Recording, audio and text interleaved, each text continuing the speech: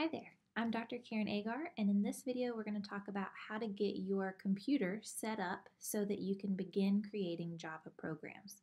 So we want to install two different things. First, we want to install the newest JDK.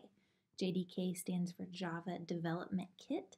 This is what's going to translate your Java code to the machine language that your specific computer can understand.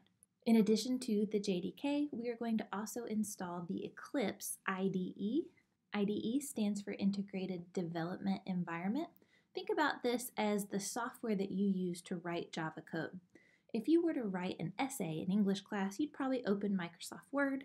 To create Java programs, we're going to use Eclipse, the software that allows us to write and then compile and run our Java code. So let's get started. So we're going to open our browser, and I'm just going to do a quick Google search for Java JDK 12. Now, the website that you're going to want to go to is this Oracle website. Make sure that you are not clicking on anything that says SE. You want the SE Development Kit, remember JDK. Do note that Oracle releases new updates every year, just like you get new software on your computer, right? So 12 is the current version when this video is being made.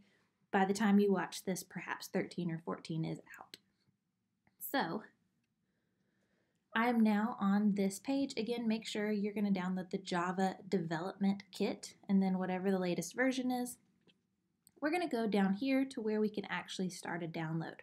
It's important that you select your operating system. If you have an Apple computer, it's going to be one of these Macs. If you have a Microsoft or HP, it's likely going to be Windows. And then if you have a Linux operating system, you'll likely know what that is. So you'll select one of these options. Note that between the two Mac OSs here, these are exactly the same file. It's just a different way to download it. Same thing for Windows here, so you can select either one. I have an Apple, so I'm going to download this first one. It says, sorry, you must accept the license agreement, except this little dot can be missed often, and now I can download the software. I'll let that download, and I'm going to now go Google search for our Eclipse software. So again, just like the JDK, these might update over time. So I'm just going to say download Eclipse, and you want to go to eclipse.org. So Eclipse downloads.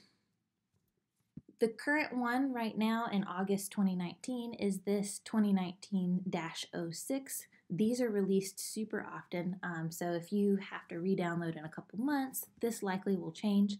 Either way, we're going to download ours. Click download. And you can see that this is going to install as well. Now, my JDK has finished here, so I'm going to open it. Remember, once you download it to your computer, that doesn't mean that it's installed. So I need to begin the installation process.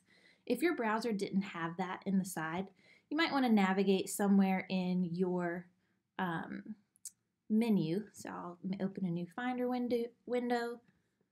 If it's a desktop, you might go down to the start bar and search. But likely there's a downloads folder where you can see these two different things that have been downloaded, not yet installed. So this is what happened when I double-clicked on our JDK. It opened this up, and I'm going to now run through the installation process. The good thing is, no matter what kind of computer you have, this is going to be a quick little wizard. You're just going to go through the steps, install. You might have to enter your password, install, and then it's done. Note that, I'm going to go ahead and move that to my trash.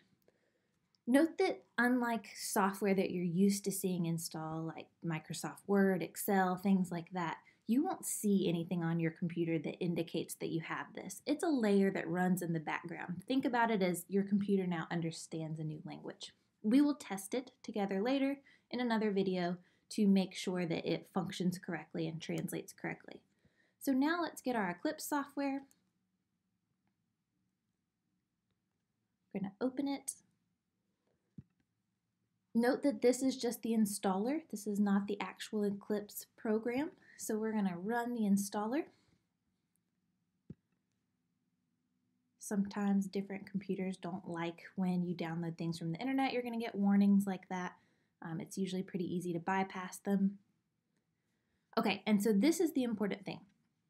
We have to pick which package. Make sure that you go ahead and pick Eclipse IDE for Java developers. Now, if you were to do things like create websites, I know we have a network application course here, you would be downloading this one, the Enterprise Edition, but now for beginners, hopefully you can see how simple it is to download these. I'm going to download Eclipse IDE for Java developers. The important thing to note here is where you're going to put it. Your screen may look a little bit different, but I would go ahead and write down exactly where this is being installed. So this is my path, yours might be a little bit different, and then you would go ahead and click the install button. That's it for this video. I already have Eclipse on this computer, so I'm not going to go through with installing it. Once you have it installed, we can test it together.